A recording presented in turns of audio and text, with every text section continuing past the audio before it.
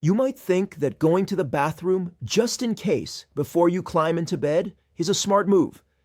After the age of 60, however, that one simple habit could be the very reason you're staring at the ceiling at 2 or 3 in the morning, night after night.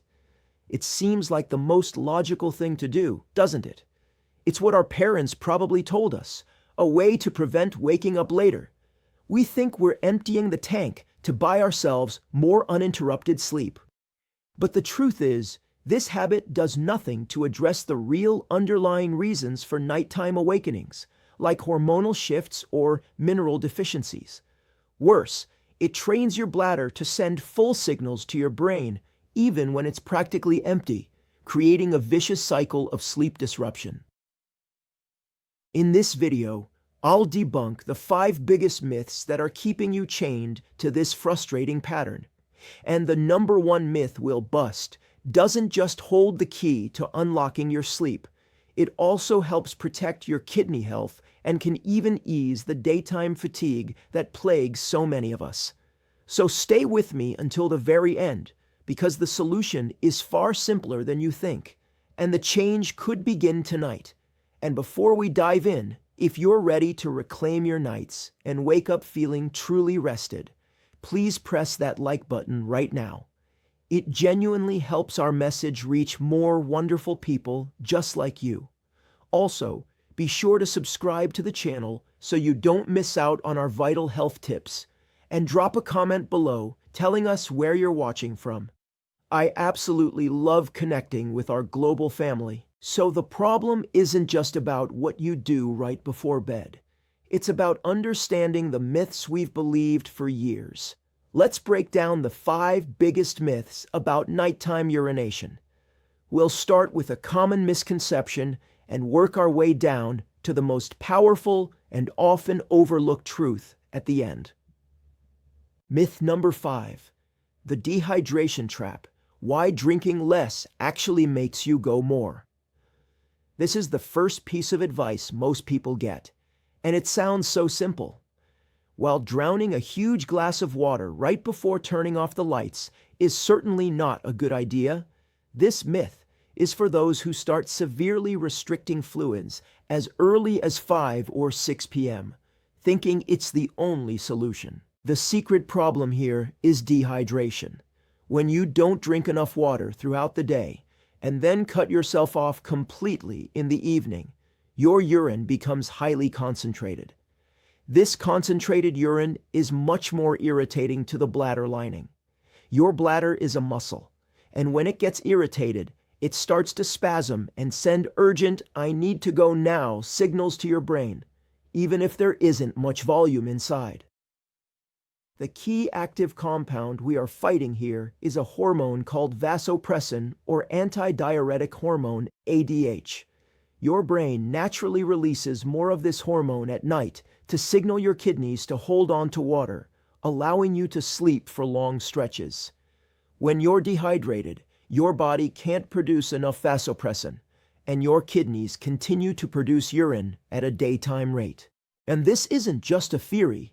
A 2019 study published in the journal Sleep looked at over 20,000 adults and found a clear link between inadequate hydration and short sleep duration.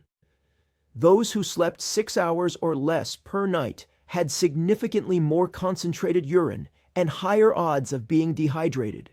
So here's the correct way to do it. The goal is hydration, not deprivation. Aim to drink the majority of your water, around 6 to 8 glasses, before 7 p.m. Don't chug it all at once. Sip steadily throughout the day. This gives your body plenty of time to process the fluids, and your kidneys time to do their main job long before you lie down.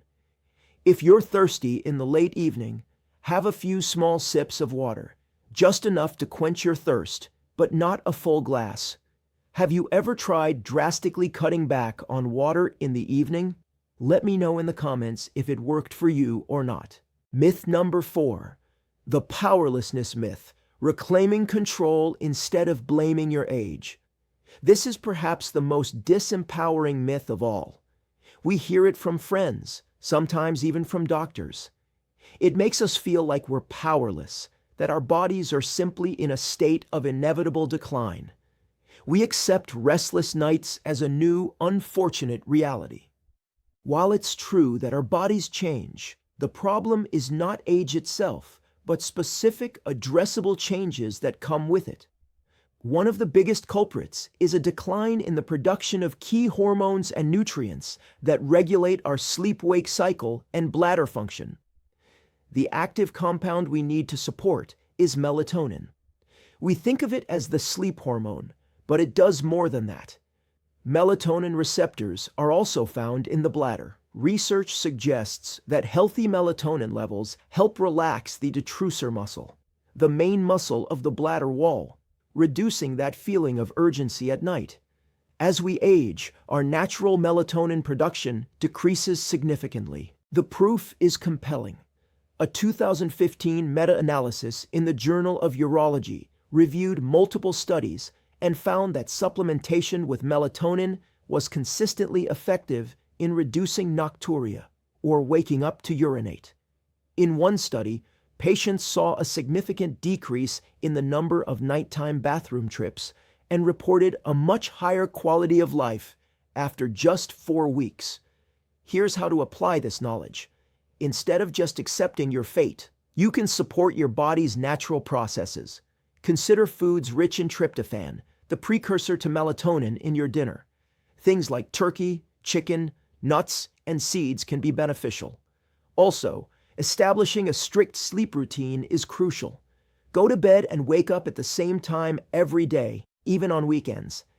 Dim the lights in your home an hour or two before bed, as bright light can suppress melatonin production. What's one thing you've been told is just a part of aging that you've questioned? Share your thoughts below. Myth number 3. The conditioning cycle. How just-in-case trips train your brain for disruption. This is the just-in-case habit in its most destructive form. You wake up for some other reason, a noise, aches and pains, or just a shift in your sleep cycle. You glance at the clock. It's 2:30 a.m. Your first thought is, well, I'm awake. I might as well go to the bathroom now to make sure I don't have to get up again in an hour. This action creates a powerful and damaging psychological association. Your brain begins to link waking up with emptying the bladder. The mechanism at play is classical conditioning, just like Pavlov's dogs. The bell rings, the dog salivates. For us, the neutral stimulus is waking up. The unconditioned stimulus is a full bladder. But by repeatedly going to the bathroom every single time you wake up, regardless of the real urge, you turn waking up into a conditioned stimulus. Your brain learns that waking up is the cue to head to the bathroom, and it will start sending you there out of habit, not necessity. The scientific evidence for this is rooted in behavioral psychology. A 2011 study in the International Journal of Urology focused on bladder training techniques for overactive bladder, a condition with similar symptoms. The core of the treatment was scheduled voiding, where patients learned to resist the first urge and wait, gradually increasing the time between bathroom visits. This process effectively retrains the brain and bladder to break that conditioned response. Here is the actionable plan to break the habit. The next time you wake up in the middle of the night, stop. Lie still for a moment. Ask yourself one simple question. Do I truly desperately need to go, or am I just awake? If the urge is not strong and painful, resist it. Try to go back to sleep. Use relaxation techniques. Take slow, deep breaths. Think of a peaceful place. The goal is to prove to your brain that waking up does not automatically equal a bathroom trip. Do this consistently, and you will begin to sever that learned connection. This can be a tough habit to break. Have you ever found yourself going to the bathroom at night, more out of habit than real need? Let us all know in the comments. Myth number 2. The skeptic's fallacy, the hidden mineral that calms your bladder. Many of us are skeptical, and for good reason. The market is flooded with products that make wild promises. We hear stories of things that don't work, and we think it's better to just save my money and deal with the problem. This skepticism prevents us from exploring safe, targeted solutions that can address the root nutritional deficiencies. The problem this myth ignores is that our modern diet, even a healthy one, is often depleted of crucial minerals. One of the most important active compounds for both muscle relaxation and deep sleep is magnesium. Magnesium is nature's relaxation mineral. It plays a role in over 300 biochemical reactions in the body. Crucially for our topic, it helps relax smooth muscle tissue, and the bladder is a smooth muscle. A deficiency can lead to bladder spasms and irritation. Furthermore, magnesium is vital for the proper function of GABA receptors in the brain, which help calm the nervous system and allow you to fall and stay asleep. The science is very clear on this. A 2012 study published in the Journal of Research in Medical Sciences gave elderly participants 500 milligrams of magnesium nightly for 8 weeks. The results were remarkable. The magnesium group saw significant increases in sleep time, sleep efficiency, and levels of melatonin.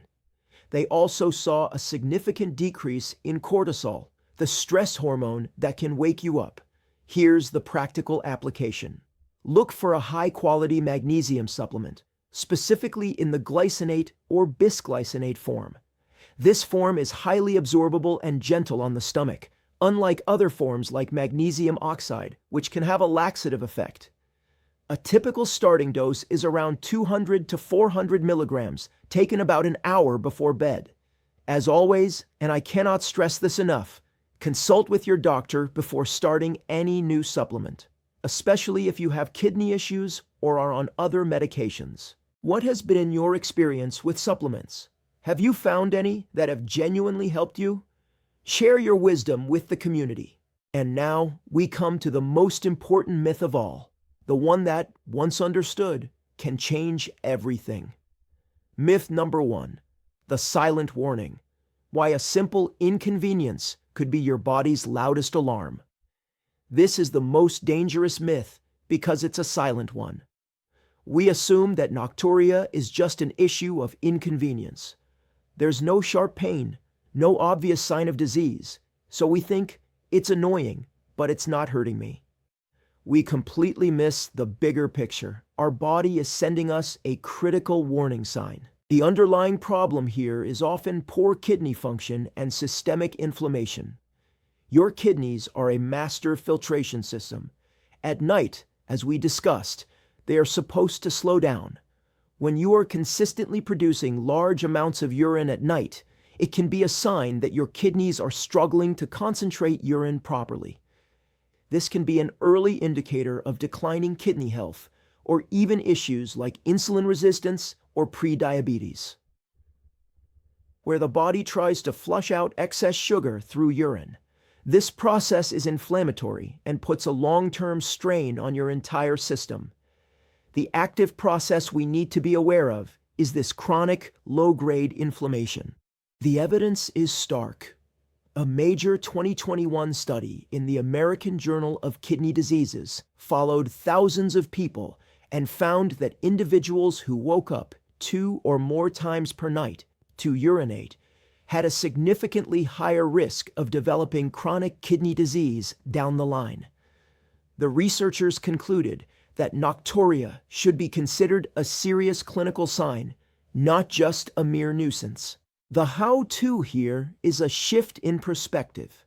Start viewing your nighttime bathroom trips not as an inconvenience, but as data. Keep a simple journal for a week. Note how many times you get up. Note what you ate or drank in the evening. Take this information to your doctor. Ask for a comprehensive checkup that includes a basic metabolic panel and a check of your kidney function, eGFR, and blood sugar levels, A1C. This is not about scaring yourself. It's about being proactive, addressing the root cause, be it inflammation, blood sugar, or early kidney strain, is the only way to achieve a true lasting solution. Now I know exactly what many of you might be thinking. These tips sound good, but I'm afraid to ignore my body's signals. What if ignoring an urge leads to other problems? That's a very important concern, and it shows you're thinking carefully. Let's clarify how to do this safely. Here are 4 simple rules for retraining your bladder without ignoring your body. Number 1, differentiate the urge. Learn the difference between a mild, nagging habit urge and a strong, demanding need urge. The goal is to challenge the habit, not to ignore a genuine, pressing physical signal. Number 2, the 5-minute rule. When you wake up with that familiar mild urge, lie still and try to wait just 5 minutes. Take slow, deep breaths.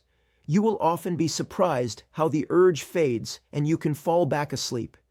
This proves it was a conditioned response. Number 3, know the red flags. You should never ignore certain signals. If you feel any pain, burning, or unusual difficulty when you do urinate, those are signs to see a doctor. Our strategy is for breaking a habit, not for ignoring potential medical issues. Number 4, be patient. Retraining your brain and bladder is a gradual process. It's not about perfection on the first night. It's about slowly proving to your body that it can, in fact, hold on and let you sleep. So, my friends, today we've talked about more than just bathroom habits.